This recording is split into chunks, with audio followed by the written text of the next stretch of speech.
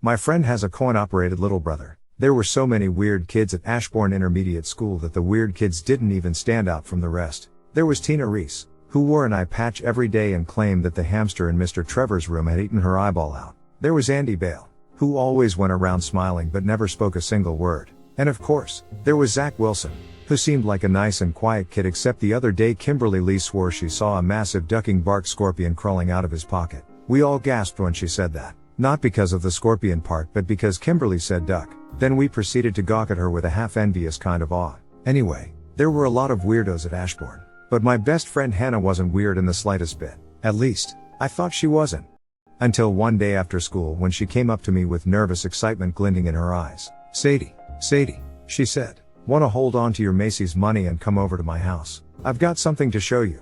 I frowned. Why the Macy's money? Because I'm gonna show you something way more amazing than a new pair of shoes. And I need quarters for it. What is it? You'll see. I put my hand in my pocket and touched the fuzz of my little kitten-shaped coin purse, where I put the 2 quarters my dad gave me every day so that I could save up and buy the furry leather lace-up boots in the store window of Macy's. More amazing than the boots. Huh, I muttered. Hannah nodded enthusiastically. Fine. This had better be worth it.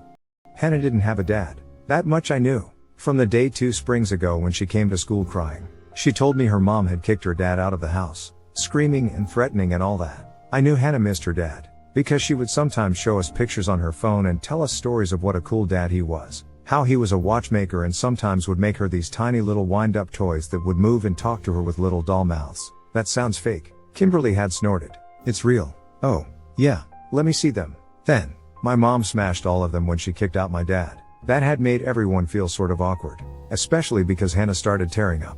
And Kimberly had sauntered down the hallway muttering to herself. Sadie. I snapped back to attention. What? Listen to me. You need to keep this a secret. Okay, the thing I'm gonna show you. Just show me already. You've got to promise. Hannah pushed open the door to her pink and blue room and walked over to her closet, which was plastered with faded stickers and posters of boy bands. Promise you won't tell anyone. Yeah, I grumbled. Promise. She opened the closet door, and sitting inside was a corpse. I don't think I've ever screamed as loud as I did then.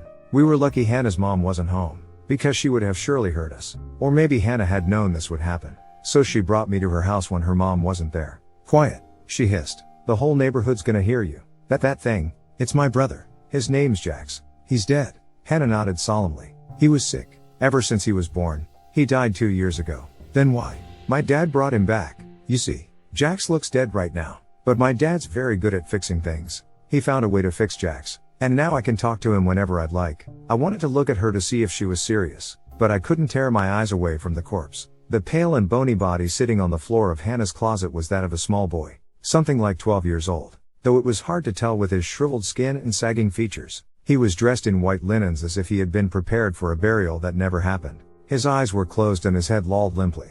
And in my catch breaths I caught a hint of a faint sickening stench. Quarters, please. I shook myself out of my daze. Huh, the quarters. I need them to make him alive. I stared at Hannah. She rolled her eyes, stuck her hand in my pocket, and fished out my kitten-shaped coin purse. She zipped it open and shook out 2 quarters, and then crouched down by the corpse in the closet. Hey, what are you doing? Come and see. With stiff movements, I lowered myself to be eye level with the white shriveled body. A shudder went through me as I studied the papery crinkles and pores of its skin. Without even a bit of hesitation, Hannah tipped open the jaw of the little boy and stuck her fingers into his mouth. I almost gagged as she parted his yellowed teeth and used her thumb to peel the stiff grayish tongue from the bottom of his mouth. There's a coin slot, she said. See. Even as I recoiled in disgust, I could see the narrow horizontal slit in the skin under the boy's tongue. Hannah took the 2 quarters and slipped them into the slit, then sat back and grinned. I watched the corpse, partly dismissive about Hannah's ridiculous claim that her dead brother could come back alive, and partly terrified of the but what if he did.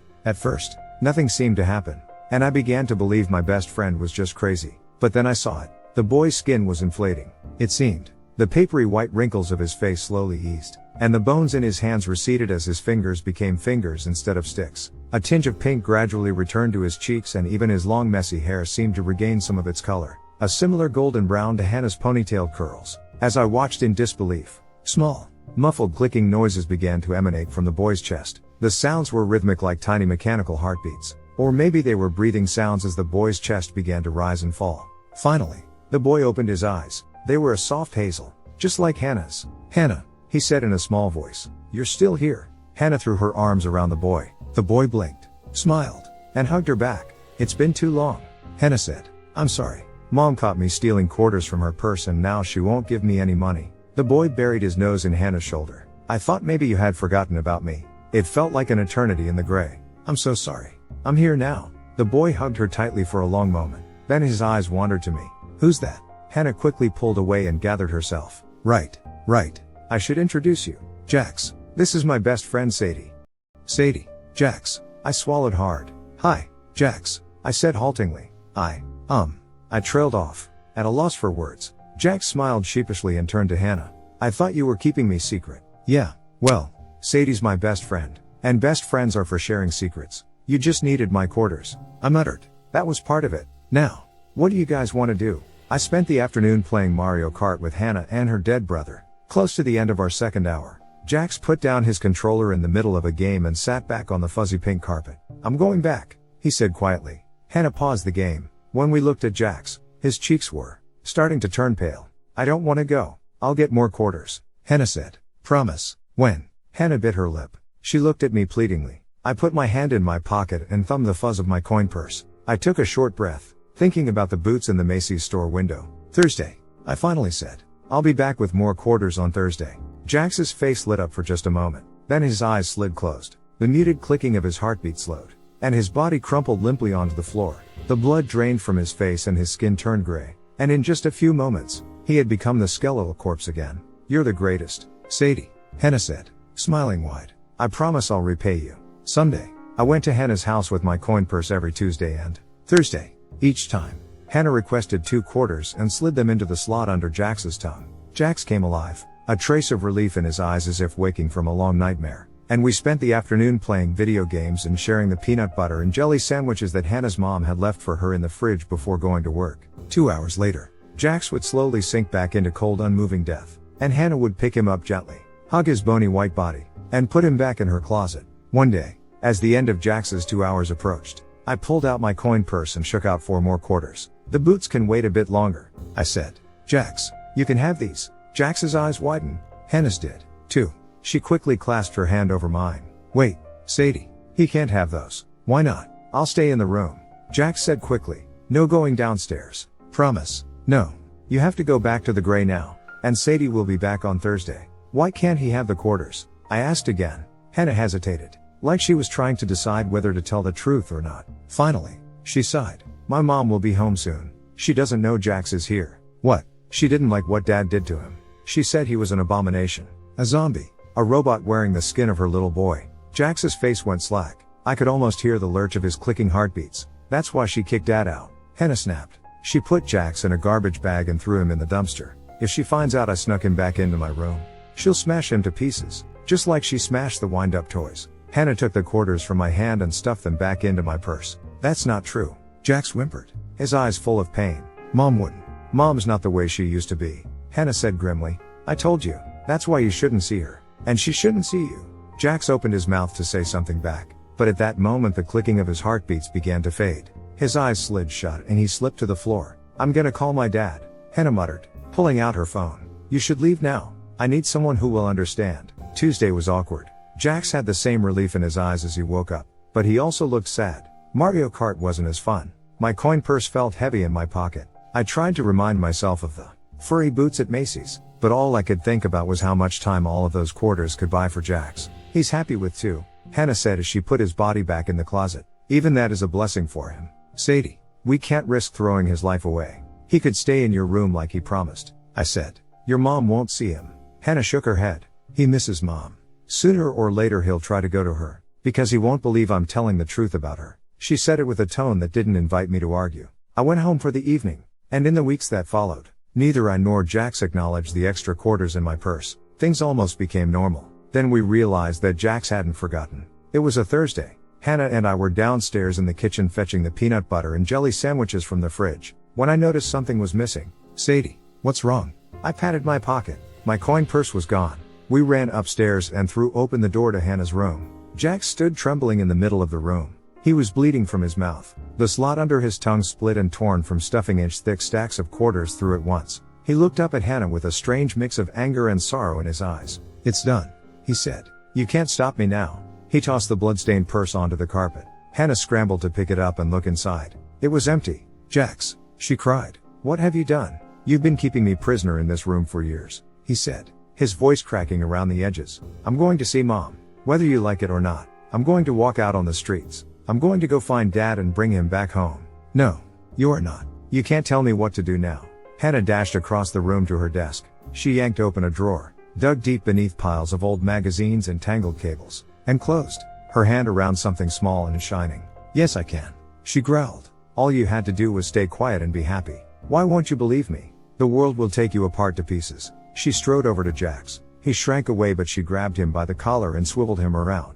In her hand she raised a small silver key, intricately cut and studded with tiny jewels like it was part of an expensive watch. Only when she yanked down Jax's collar did I notice the thin silver keyhole set into the nape of his neck. "Let go of me," Jax cried. He covered the keyhole with his hands and struggled hard enough to tear the thin linen of his shirt out of Hannah's hand. He ducked away, kicked a chair into Hannah's knees, scrambled up onto her desk, and threw open the window. My heart plunged into my stomach. "Jax, no." Jax glanced back. For just a fraction of a second, blood dripped down his chin and tears filled his eyes. The clicking of his mechanical heart was painfully quick. Then he jumped out the window, and Hannah screamed his name, and I heard the soft thump of a body hitting the lawn below. For a moment, there was silence. Then we heard the scrabbling of footsteps, mere feet pattering on grass. By the time we ran up to the window and looked down, Jax was nowhere to be seen. If he was looking for his mom, Jax should have come back home by the evening. He never did. Hannah waited anxiously at home until bedtime, but the only person who came home was her mom from work. I walked up and down the neighborhood streets, looking into storefronts and alleyways, until I had to go home because my parents would worry. We did it again the next day, and the next. Jax never came back. I racked my brain to remember how many quarters I had in the coin purse. 30, maybe 40. Hannah fell silent at the thought of her brother collapsing on the streets and returning to a corpse. We discussed whether something like that would be on the news. And in her desperation, Hannah decided to take comfort in the fact that they never mentioned Jax on television. "He must have found some way to get more quarters," she said. "He must have." Hannah calls her dad every day now. She cries, says it's her fault. I only hear muffled fragments of the words coming from her phone. But her dad sounds like a pretty nice person. If you see a little boy on the streets whose heartbeat sounds like clockwork, please let me know. And if you stumble upon the white withered corpse of what used to be a boy, out in broad daylight with nothing to suggest how he died or where he came from, please hide him in a safe place and look under his stiff dead tongue. He might sorely need some quarters to see his family again.